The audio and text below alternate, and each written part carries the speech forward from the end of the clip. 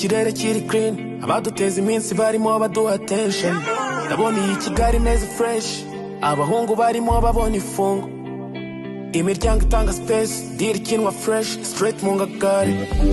Aya majoro tutaryama, iyi mihanda tudakwama. Sometimes you kill my emotions, gusa ntugakine iwi payback.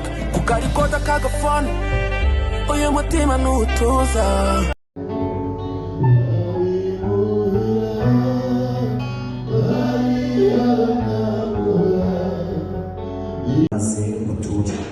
Akire rero